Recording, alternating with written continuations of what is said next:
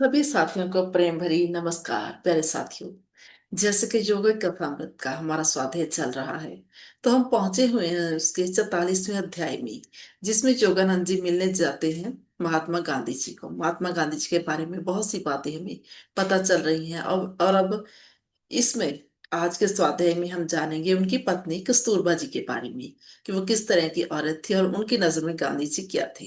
तो आइए आज हम शुरू करते हैं। तो बता रहे हैं हमें योगानंद जी गांधी जी की पत्नी के बारे में, कस्तूरबा जी के बारे में।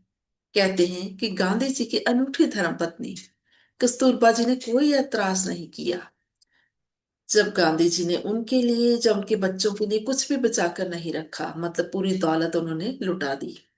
गांधी जी का शादी जो थी वो जवान होते ही हो गई थी, और चार पुत्रों को जन्म देने के बाद उन्होंने और उनकी धर्म पत्नी ने ब्रह्मचर्य का प्रण ले लिया था। उनके संघर्ष में जीवन की शांत नायिका के रूप में अपने पति के साथ वो जेल भी गई, और पति के साथ 3-3 हफ्तों के व्रतों में वो खुद भी व्रत रखती रही, और पति की अनंत जिम्मेवारियों में से अपने हिस्से की जिम्मेदारियां वो संभालती रही। गांधी जी के प्रति उन्होंने अपनी श्रद्धा इन शब्दों में प्रकट की है कि मैं आपकी धन्यवादी हूँ। आपने मुझे जीवन साथी बनने का मान बख्शा।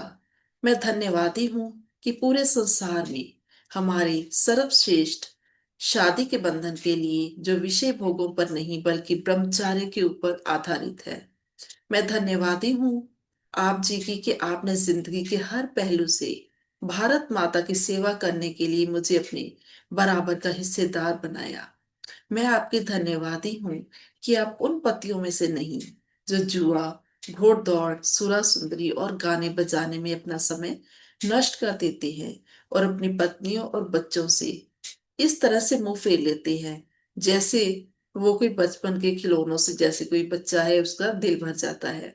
और मैं आपकी धन्यवादी हूँ कि आप उन पतियों में से नहीं निकले जो दूसरों की मेहनत मजदूरी का शोषण करके अमीर बनने में ही अपना समय व्यतीत कर देते हैं। मैं आप जी की धन्यवादी हूँ कि आपने रिश्वत से परमात्मा और देश को ज्यादा तरजीह दी। अपने धारणाओं के अनुसार जीवन जीने का साहस और परमात्मा की एकों एक हस्ती में पूरा पूरा विश्वास आप में है। मैं आप जी की धन्यवादी हूँ कि आप जैसे पति को प्राप्त करके जिसने मुझसे ज्यादा परमात्मा और अपने देश को महत्व दिया। जब आपने अपनी ऐश प्रस्ती की जिंदगी त्याग कर अप्रिग्रेट की जिंदगी को अपनाया, तो मैंने विरोध किया था और विद्रोह ऊपर उतर आई थी। उस वक्त मेरी जवानी के समय की कमियों के बारे में जो आपने सहनशीलता का रवैया अपनाया था, उस सहनशीलता के रवैये के प्रति मैं आप जी की शुक्रगुजार हूँ। बचपन में मैं आप जी के माता पिता के घर रही। आपके माता जी बहुत अच्छे और महान थे। उन्होंने मुझे बहादुर और हौसले वाली पत्नी बनना सिखाया, और ये भी सिखाया कि मैं उनके पुत्र अर्थात अपने पति के प्यार और सत्कार की हकदार किस तरह से बन सकती हूँ। वर्षों पे वर्ष बीतते गए और आप भारत के हरमन प्यारे नेता बन गए, और सफलता की सीढ़ियां चढ़ने वाले व्यक्ति की पत्नी के मन में उठने वाली शंकाएं मेरे मन में कभी नहीं उठी कि अब मुझे एक बेकार चीज समझकर एक तरफ फेंक दिया जाएगा, जिस तरह के और देशों में अमूमन होता है।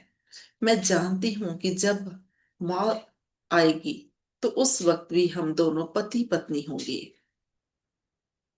बहुत वर्षों तक कस्तूरबा जी ने उस जनतक धन के खजांची के रूप में, योगानंद जी बता रहे हैं, कि काम किया जिसमें देवताओं जैसे महात्मा लाखों रुपए जमा कर सकते थे। गांधी जी के बारे में भारतवर्ष में बड़ी दिलचस्प कहानियां सुनने को मिलती हैं। उनकी सभाओं में औरतों के गहने पहनकर जाने पर उनके पति अक्सर फिक्रमंद रहते थे, क्योंकि तभी कुचले दलितों की वकालत करने वाले गांधी जी का जादूमयी भाषण कहीं उनकी पत्नियों के हाथों से सोने के गहने, कंगन और हीरों के हार के ऊपर न चल जाए, और गहने उनके हाथों और कानों से उतरकर गांधी जी के दान पात्र में जमा न हो जाएं। एक दिन वो कहते हैं, जनतक खजांची कस्तूरबा 4 रुपए के खर्चे का हिसाब नहीं दे सकी, तो गांधी जी ने आमदन खर्च का वेरवा छापकर जनतक कर दिया जिसमें उन्होंने अपनी पत्नी कस्तूरबा की गलती को बड़ी सख्ती से स्पष्ट दिखाया। तो जोगानंद जी कहते हैं कि अमेरिका में मैं अपनी शिक्षा टोलियों में ये कहानी अक्सर ही सुनाया करता था। एक दिन शिक्षा टोली में हाजिर एक औरत गुस्से से भड़क उठी ये सुनकर, और वो बोली, महात्मा हो या कोई और, अगर वो मेरे पति होते तो इस तरह से जनतक अपमान करने के लिए उनकी ऐसी खबर लेती कि वो पूरी जिंदगी याद रखता। तो योगानंद जी कहते हैं कि थोड़ी देर के लिए हम दोनों के बीच में अमेरिकी पत्नियों और भारतीय पत्नियों के अंतर के बारे में हंसा मजाक चलता रहा। और उसके बाद फिर मैंने उनको पूरी बात समझाई कि कस्तूरबा गांधी जी को अपना पति ही नहीं बल्कि अपना गुरु भी मानती हैं, जिनको हर छोटी बड़ी गलती के लिए फिटकारने का अधिकार होता है। कस्तूरबा को इस तरह से जनतक फिटकार पाने के बाद गांधी जी को एक राजनीतिक दोष में जेल जाना पड़ा। जब वो शांत भाव से अपनी पत्नी से विदाई ले रहे थे तो कस्तूरबा उनके चरणों के ऊपर गिर पड़ी और निम्रता से बोली, गुरुदेव, अगर मैंने आपके मन को ठेस पहुंचाई है तो कृपया मुझे माफ कर दीजिए। तो उस दिन वो कहते हैं दोपहर को 3 बजे मैं पूर्व निश्चित समय के मुताबिक उस महात्मा जी के पढ़ाई लिखाई वाले कमरे में पहुंचा, जिसने अपनी पत्नी को भी अपनी पक्की श्रद्धालु बना लिया था। दुर्लभ चमत्कार, वो कहते हैं, गांधी जी ने सर ऊपर उठाकर अपनी ना भूलने योग्य मुस्कुराहट से मेरी तरफ देखा। और फिर योगानंद जी कहते हैं कि मैंने चटाई के ऊपर बैठते ही उनके पास कहा कि महात्मा जी, कृपया अपनी अहिंसा की व्याख्या करने का कष्ट कीजिए। तो वो बोले, विचार या काम से किसी भी जीव को किसी प्रकार का नुकसान ना पहुंचाना। तो योगानंद जी बोले, सुंदर आदर्श, परंतु संसार तो हमेशा ही पूछेगा कि किसी बच्चे को जो अपने आप को बचाने के लिए क्या सांप को नहीं मारना चाहिए। तो गांधी जी बोले, सांप को मारने के लिए मुझे अपनी 2 प्रतिज्ञाएं भंग करनी पड़ेंगी, निर्भयता और अहिंसा। इसकी बजाय मैं अंदर से प्यार के स्पंदनों से सांप को शांत करने का यत्न करूंगा। हालात के साथ तालमेल बिठाने के लिए मैं आदर्श को नहीं त्याग सकता। और उसके बाद उन्होंने अपनी मनमोहक स्पष्टवादिता से कहा, लेकिन ये बात मुझे माननी ही पड़ेगी कि इस समय अगर कोई सांप मेरे सामने होता तो मैं ये बातचीत इतने सहज तरीके से नहीं कर सकता था। और फिर योगानंद जी कहते हैं कि मैंने उनके डेस्क के ऊपर पड़ी पश्चिमी लेखकों की आहार और खाने पीने की लिखित आधुनिक पुस्तक देखकर अपने कुछ विचार प्रकट किए। तो उन्होंने हंसते हुए कहा, हाँ, और सभी क्षेत्रों की तरह ही सत्याग्रह में खाने पीने का बहुत महत्व है। मैं सत्याग्रहियों को पूरे ब्रह्मचर्य पालन पर जोर देता हूँ, इसलिए मैं हमेशा ही ब्रह्मचारियों के पालन करने के अनुकूल खाने पीने वाली चीजें ढूंढने की कोशिश करता रहता हूँ। काम वासना के ऊपर जीत प्राप्त करने के लिए पहले जीभ के स्वाद के ऊपर जीत प्राप्त करनी बहुत जरूरी है। थोड़ी खुराक लेनी या असंतुलित खुराक लेनी इसका हल नहीं है। भोजन की आंतरिक कामना के ऊपर जीत प्राप्त कर लेने के बाद सत्याग्रही को चाहिए कि वो विटामिन, खनिज पदार्थ, कैलोरी आदि सभी जरूरी तत्वों से भरपूर संतुलित शाकाहारी भोजन ले। आहार के संबंध में आंतरिक और बाहरी समझदारी से सत्याग्रही का वीर्य पूरे शरीर के लिए ताकत में बदल जाता है। फिर योगानंदी कह रहे हैं कि मैंने और महात्मा जी ने मांसाहार का बदल बन सकने वाली शाकाहारी चीजों की जानकारी साझी की। और मैंने उनसे कहा, एवोकेडो बहुत अच्छा होता है।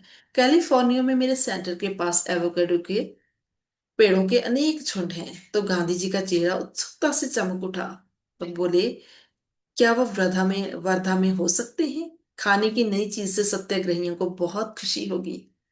तो योगानंद जी बोले कि मैं लॉस एंजल्स से एवोकेडो के कुछ पौधे वर्धा भेजने याद रखूंगा। और फिर वो उन्होंने कहा, अंडों में भी प्रोटीन उच्च मात्रा में होता है, क्या सत्याग्रहियों को अंडे खाने की भी मनाही है? तो महात्मा जी कुछ याद करके बोले, वो कहते हैं, 5 अंडों की मनाही नहीं, लेकिन फिर भी बहुत वर्षों तक मैं उनका दुरुपयोग मैंने नहीं होने दिया। खुद तो मैं अभी भी नहीं खाता। एक बार वो उन्होंने बात बताई कि मेरी एक पुत्र वधु को पौष्टिक तत्वों की कमी के कारण वो मन किनारे पहुंच गई थी। तो उसके डॉक्टर उसको अंडा खिलाने के लिए जोर दे रहे थे, लेकिन मैं मान नहीं रहा था। और मैंने डॉक्टर को अंडे का कोई बदल सुझाने की विनती की। तो डॉक्टर ने कहा कि गांधी जी, बाज अंडों में जीव नहीं होते, इसलिए जीव हत्या का सवाल ही पैदा नहीं होता। तो वो कहते हैं कि फिर मैंने उनको इजाजत दे दी, खुशी के साथ। तो इससे मेरी जो पुत्र वधू है वह कुछ ही हफ्तों में जल्दी ही ठीक भी हो गई। तो साथियों, ये था हमारा आज का स्वाध्याय। अभी ये कंटिन्यू चल रहा है हमारा चैप्टर। उम्मीद करती हूँ आपको पसंद आया होगा। कृपया आप अपने कमेंट बॉक्स में लिखकर अपने विचार जरूर साझे कीजिएगा, जरूर बताइएगा आपको कैसा लगा। मुझे सुनने के लिए आपका बहुत बहुत शुक्रिया। जल्दी ही हम लोग फिर मिलेंगे नेक्स्ट वीडियो में।